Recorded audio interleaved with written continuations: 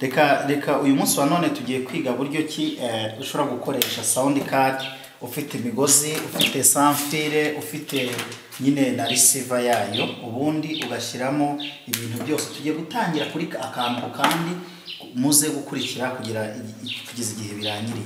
Ugomba kuba muri hari ama sound card agira imigozi ijya kuba nka USB, ariko dufite opt cyangwa se no umugozi wa printer. Ubwo noneho hano dufite icyo bajya bita USB, uraza uyicomeka hano kuri machine, numara kwicomeka kuri machine uze hano haraho bicomeka. Iyo ugize gutya uracomeka ku muriro, ariko ubwo ngendagira gutya kubera ko ngiye gukoresha machine. Nindangiza umugozi, dore uburyo bwawe, dore nubu noneho nze negeranye gutya, nkiwushyiramo sound card iraka. None kugira ngo tuze kuyikoresha, reka tugize hirya machine ho gakeya kugira ngo tuze kubikora. No tuze gufata ya ntuza ya receiver yacu, dushobora kuyatsa. Murabona yuko yatse. None tuyizane, nenda ushobora gucomeka kuri ntuza kuri mic 1 mic 2. Yenda ngiye kubera ko nkunda gukoresha mic 1, niyo ngiye gukoresha.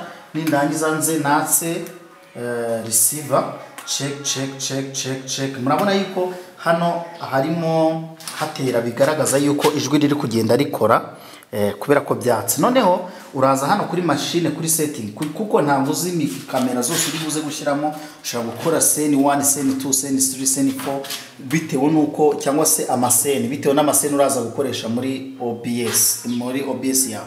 Uraza muri settings kugira ngo uze kuba ufite ijwi rimwe. Numara kuza hano muri settings, uraza muri audio, nufungura audio uraza kubona yuko audio ihari. Yenda ngewe sound card yanjye yitwa microphone 2 HD Mark 2, niyo ndibuze gufungura. Nimara kuyifungura minimize hano kuri OBS. Reka turebe buryo ki noneho uza gushiramo icyo bajya bita audio yawe. Yenda reka tumanze tuhanagure yenda izo izidakenewe.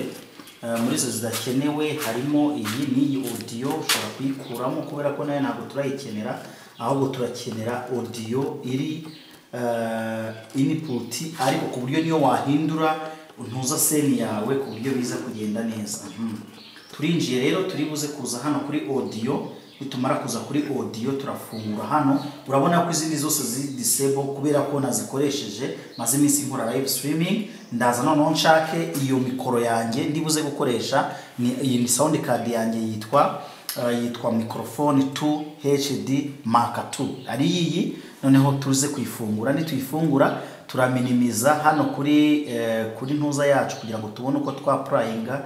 Nitumara kwapplyinga isanzwe yapplyinze, ubwo turakora okay. Nidukora okay rero byanga byakunda, turaza kureba mikoro yacu ya ntuza audio mix ya gatatu, turahita tuyibonamo audio mix ya gatatu. Urabona yuko yari ifunze, turaza kuyizamura kugira ngo ijwi, murabona yuko byageze muri machine cyane. Ubwo niyo twahindura gutya, niyo twaza kuri iyi irakomeza nyine, ikomeza iri gukora. Reka tugabanye ku ijwi kugira ngo tuze kumvikana neza, kubera ko nayo ndi kuvugira muri sound card. Ubwo no kuvuga ngo yarira tuye ducomeka output hano inyuma. Hano kuri sound card haba hariho input output, ushobora kuyamplifya nyine bitewe n'ibyo ushaka, cyangwa se ugakoresha muri studio. Dore bakoresha aya ma output yarahendagura 400 kuzamura bitewe na ntuza uri buze gukoresha. Hanyuma tugiye kureba ni gute.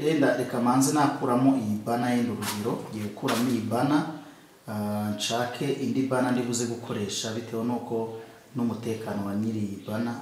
Ni ndabona ariyo. Twinjiye mu gihe cyo kwiga, yenda kankoresha iyo mu rusengero kugira ngo ndi n'umutekano w'aba bantu yenda bari hano.